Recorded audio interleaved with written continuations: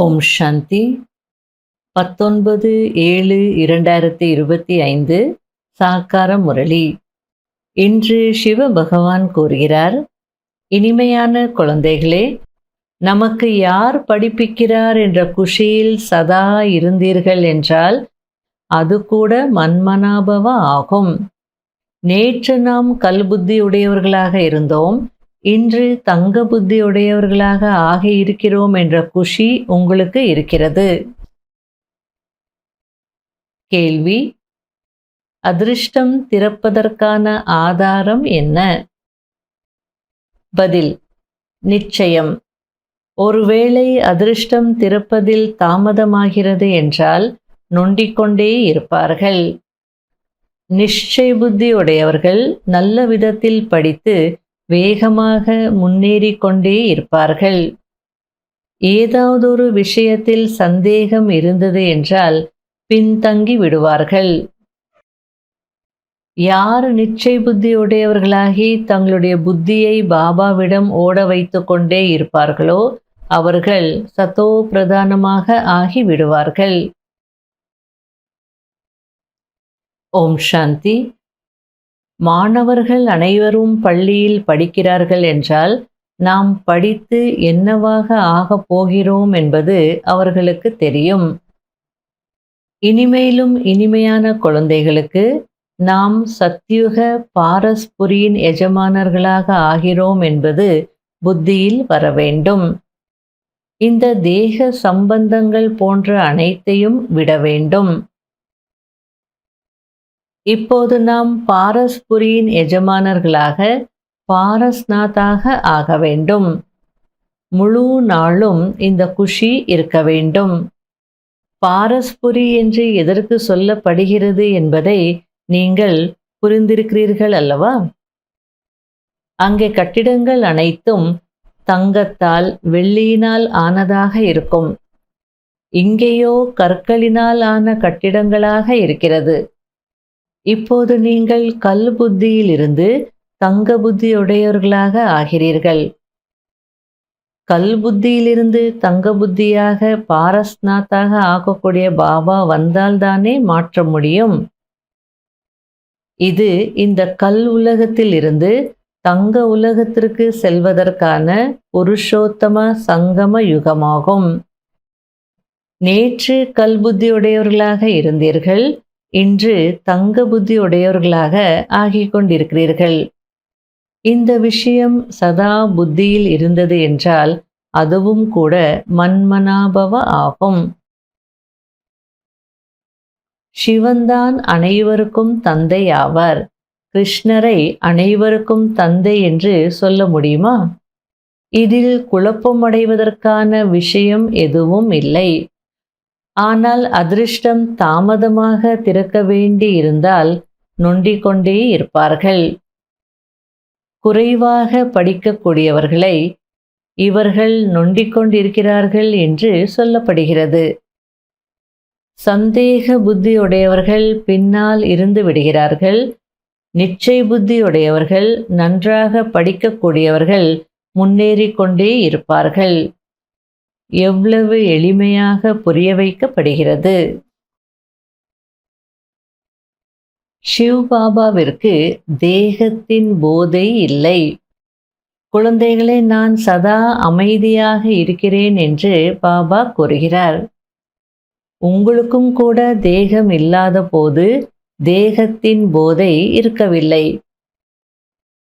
இது என்னுடைய ஷரீரம் என்று சிவபாபா சொல்கிறாரா என்ன? இந்த உடலை கடனாக எடுத்திருக்கிறேன், கடனாக பெற்ற பொருள் என்னுடையதா என்ன?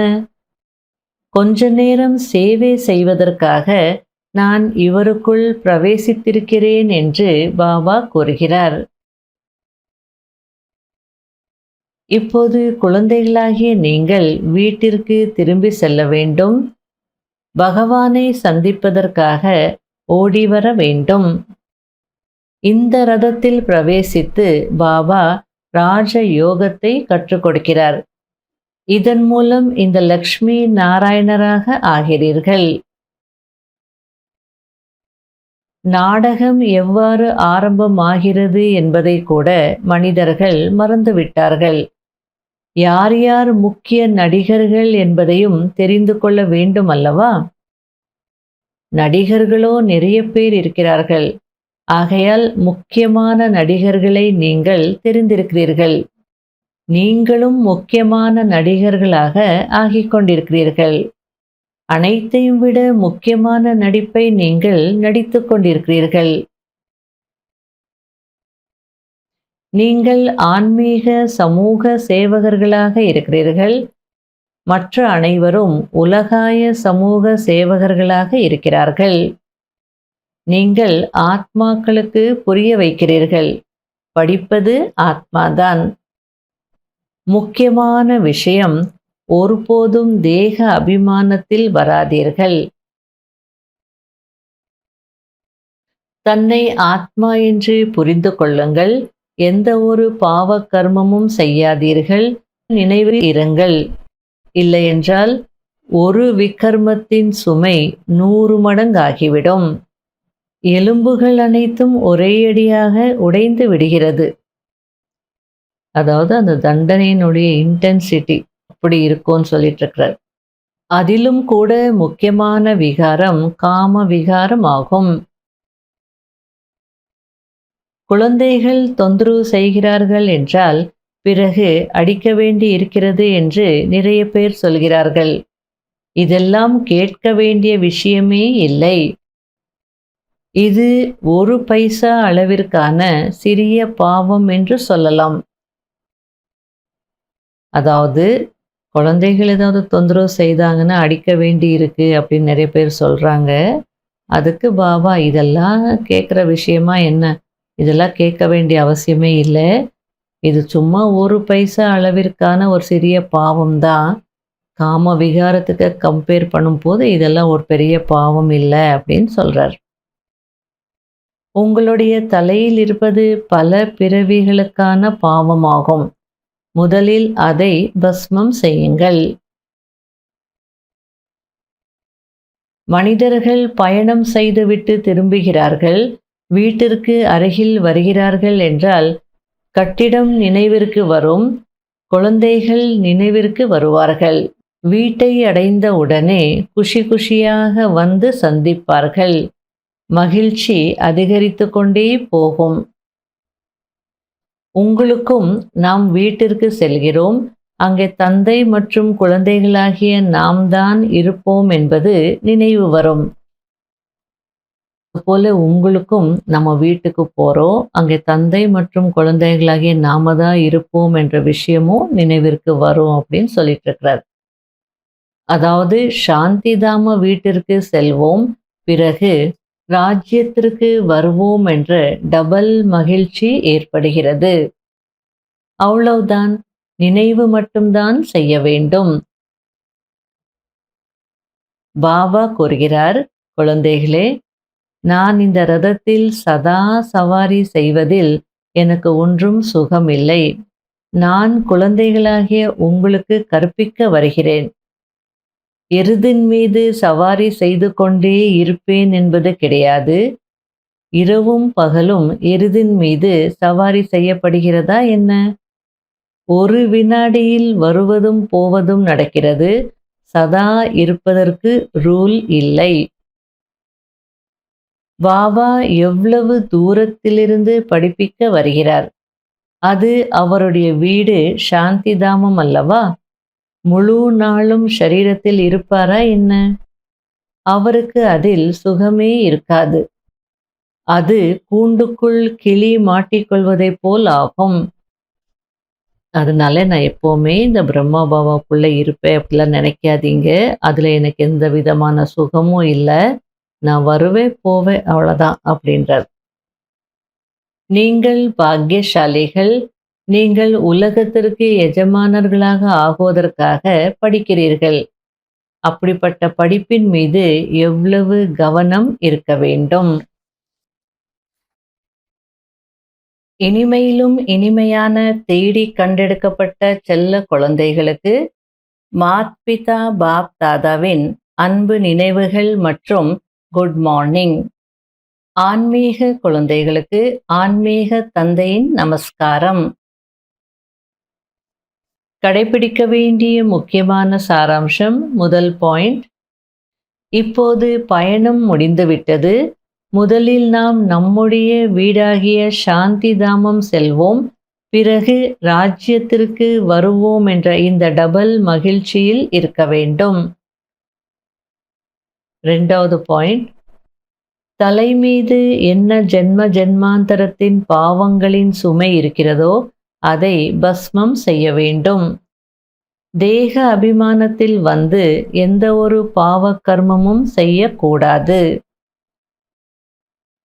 வரதானம், உயர்ந்த சங்கல்பங்களின் உதவியின் மூலம் அனைவருக்குள்ளும் சக்தி நிரப்பக்கூடிய சக்திசாலி ஆத்மா ஆகுங்கள். சதா சக்திசாலி ஆகுக என்ற வரதானத்தை அடைந்து அனைத்து ஆத்மாக்களுக்குள்ளும் உயர்ந்த சங்கல்பங்களின் மூலம் பலத்தை நிரப்பக்கூடிய சேவை செய்யுங்கள். எப்படி இப்பொழுதெல்லாம் சூரியனுடைய சக்தியை சேமிப்பு செய்து அநேக காரியங்களை வெற்றியடைய செய்கிறார்கள், அதுபோல் உயர்ந்த சங்கல்பங்களின் சக்தியானது எந்த அளவிற்கு சேமிப்பாகி இருக்க வேண்டுமென்றால் அது பிறருடைய சங்கல்பங்களிலும் பலத்தை நிரப்ப வேண்டும். இது இன்ஜெக்ஷன் போன்று வேலை செய்கிறது.